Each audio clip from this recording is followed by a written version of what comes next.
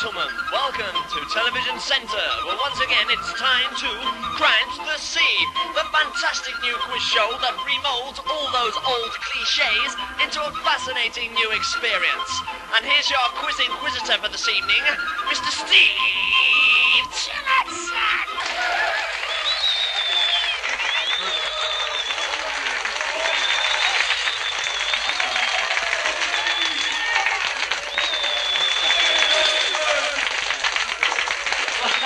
Thanks a lot, everyone, and welcome to the show, where tonight we've got the Dimond family from Croydon, and opposing them the Moss family from Port Talbot, a lovely part of the country which I know very well. As usual, we've got the lovely Melanie to walk about as if she was at a cattle auction, and John Dormouse, who will tell us in a few seconds about this evening's fabulous prizes. But before we hear from John, for those of you who've been too apathetic to switch on before now, I'll give you a brief resume, fancy word, of the rules. Now, on the screen behind the contestants are pictures of 7 Apache settlements. What our two teams have to do is find out, via a process of elimination, which one Geronimo was born in. Each family has an activator button in front of them which must be pressed as soon as the gong sounds. A correct choice by either team could lead the lucky family neatly into Section 2 of the competition, which in turn could lead to either the mystery envelope or Crange the Sea!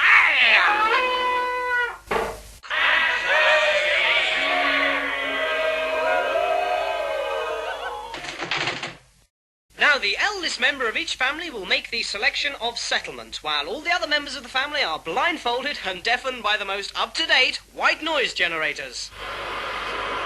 A correct choice will be shown for the Dimmonds by a green flashing light and ship's foghorn, and a red flashing light and simulated wolf howl for the Mosses.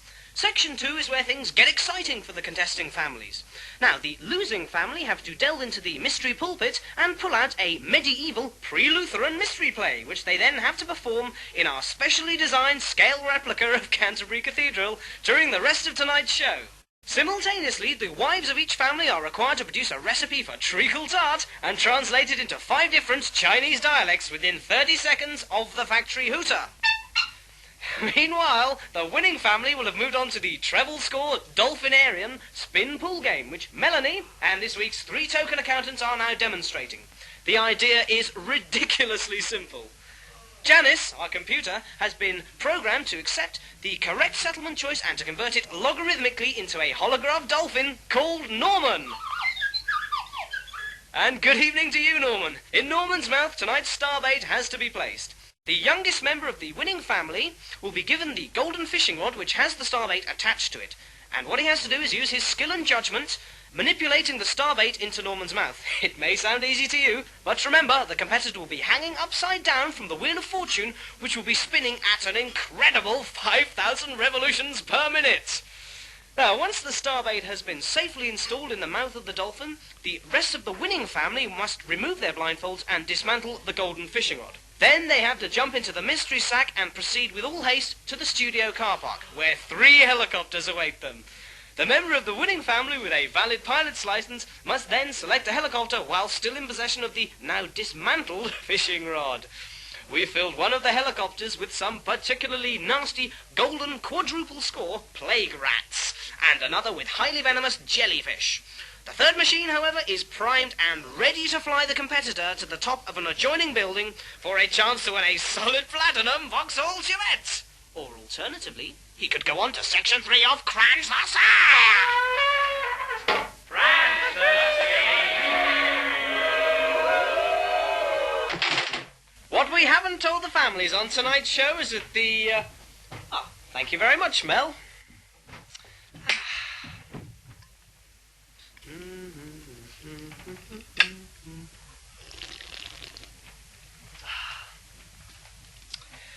The solid platinum Chevette is totally encapsulated by a chlorine-filled perspex dome, teeming with giant hornets.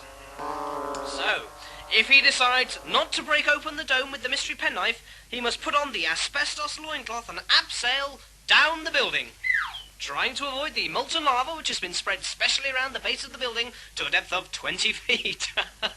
Incidentally, this section was great fun during rehearsals. In fact, the Moss family only stepped in at the last minute, replacing the Duddridge family from Warrington, who will probably be appearing as fossils on a quiz show in about 700,000 years' time.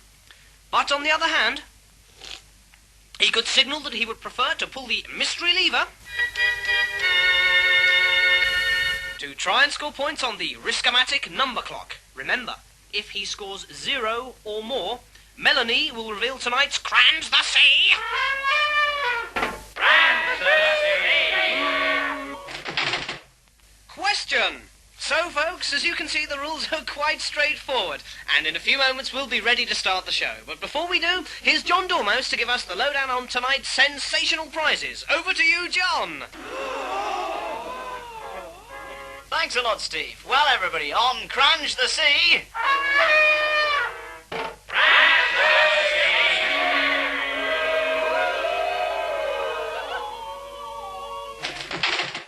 We've got a wide selection of prizes on offer tonight, starting as usual with our junior CRANJE gifts, which are an inflatable Berlin Wall complete with Doom Towers, an Escape from Warsaw with Lech Wałęsa board game for up to 5 players, a set of infected towels as used in Calcutta, complete with the Mother Teresa monogram, and a live Indian rope trick, batteries and Indian rope not included.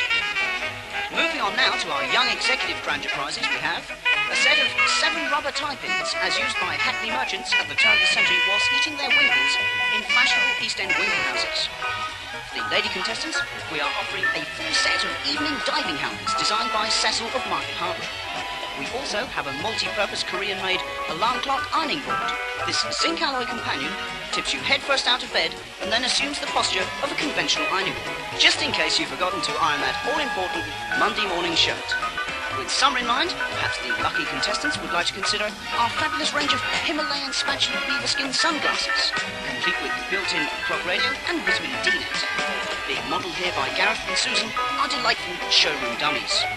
We have 3 Star Deluxe Supreme CRANJE prizes on offer tonight, which are a fabulous weekend for the whole family at the 5-star Hotel Pandora in the heart of London's sparkling Dockland.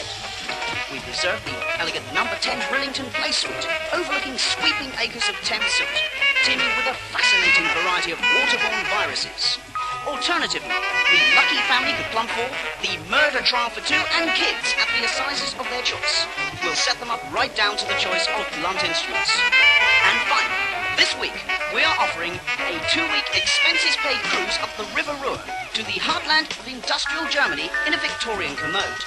This splendid vessel is completely refitted, fully insured and seaworthy. It sleeps 2 persons in minimal comfort, but that won't matter when you're gazing out at the grimy factories of Dortmund. Eat out in industrial Essen, dance away the early hours under a moonless sky in beautiful Bochum, and visit the zoo in wonderful Wuppertal. Surely, a holiday to be treasured by redundant steelworkers in these days of industrial twilight. And with that, it's back to Steve. Thank you very much, John. Staggering, aren't they? Prizes, I mean. Well, it's on with the show. Okay, families, now it's time to slip into your protective aprons and play CRANJE the Sea!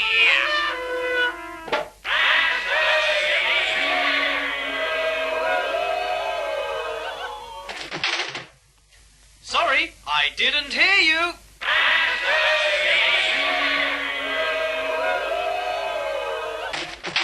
I'm glad we've sorted that out. Right, families, I want Paters, Dimmons and Moss to stand by their respective activators, poised to indicate their selected Apache settlements when the lucky gong sounds. Okay then, we're underway again for another evening's entertainment here at Television Centre, the place where all your wildest dreams just get wilder and wilder. Yes? No. I thought we had a selection there from the Dimmons, but it was just a false alarm. Red lights, and there's the wolf howl, which means that the Moss family from Port Talbot in Wales have chosen the Lake Tungatuni settlement, which, as every schoolboy worth his peanut butter knows, is, or rather was, the legendary birthplace of the great Chief Geronimo. Well done, Mr. Moss. And as the white noise generators are turned off and our 2 rather stunned-looking families tear off their Lurex blindfolds, our token accountants usher the contestants onto the 3 parts of Section 2 of CRANJE the Sea.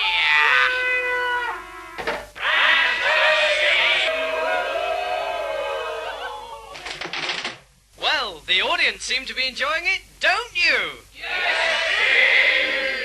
Okay, getting back to the action. The Dimmons have delved into the mystery pulpit and have chosen to reenact a mystery play with a maritime play, namely Noah and the Great Flood. Well, I hope no one in our audience has forgotten the life jackets and cans of air freshener. There's always one, isn't there? Meanwhile, back in the Old Testament section of the studio, things are underway. Incidentally, those of you watching at home will be able to see how the Timmons get on by watching the top right-hand corner of your screens. Right, the factory hooter is about to sound and the culinary linguistics will soon be underway. Actually, before tonight's show, Mrs. Dimmock was telling us that her treacle tart is traditionally sticky. That'll look interesting in Cantonese. Okay, meanwhile, Janice, the computer, has done us proud again and produced a tame-looking dolphin. At least I think he's tame. Let's have a look. Coo-chicoo-chicoo. Yes. Oh, the brute just bit me. Oh, well, I guess that's show business for you. Right, folks, the Moss family are preparing to get into the Dolphinarium spin pool game, and they've nominated their youngest son, little Ralph Moss. He's now busily assembling the golden fishing rod. Careful with that starbait, Ralph. Yes, Steve. In fact, little Ralph was telling us earlier on that his baby sister Glynis had unfortunately been bitten by her pet terrapin. And while we watched the Wheel of Fortune reaching terminal velocity, I'm sure that all our lovely audience here tonight join me in wishing Glynis a speedy recovery. Yes, Steve. I know how it feels, Glynis. Oh, it seems that Ralph is having a bit of trouble with the starbait. Come on, son. We're all rooting for you. Use the bulldog clips. The Moss family have now been re-blindfolded by the token accountants, and as they hear their youngest son repeatedly hurtling past them, they must surely be anticipating the mystery sack journey to the car park. What they don't know now is that any moment now the stage lights will be doused and the beautiful Melanie will pop the mystery envelope into Mr. Moss's mouth. Ted, turn up the lights. Moss family, please remove your Lyrex blindfolds for the second time this evening. Thank you. Mr. Moss, please remove the mystery envelope from your mouth and open it. Inside, you will find the mystery key. Please now accompany the gorgeous Melanie over to the Risk-O-Matic number clock. Now, insert the key and turn it twice in a clockwise direction. A clockwise direction.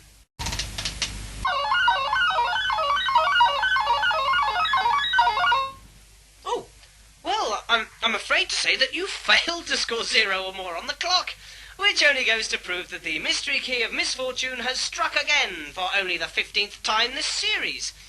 What this now means, Moss, is that you must open the mystery black box.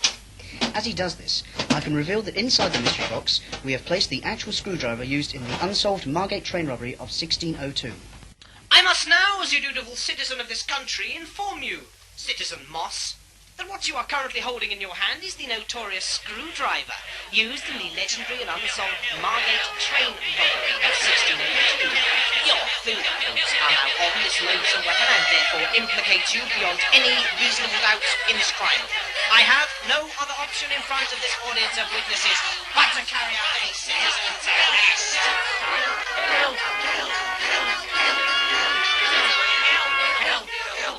As the protesting Moss is hustled away by 14 burly policemen dressed in period costume, we come to the end of this week's edition of CRANJE the Sea. CRANJE the Sea! There goes the suspect being whisked away to the Old Bailey in a fabulous Ford Transit. So good night, folks, and remember, never cross a postman with an alligator, or you might end up on CRANJE the Sea!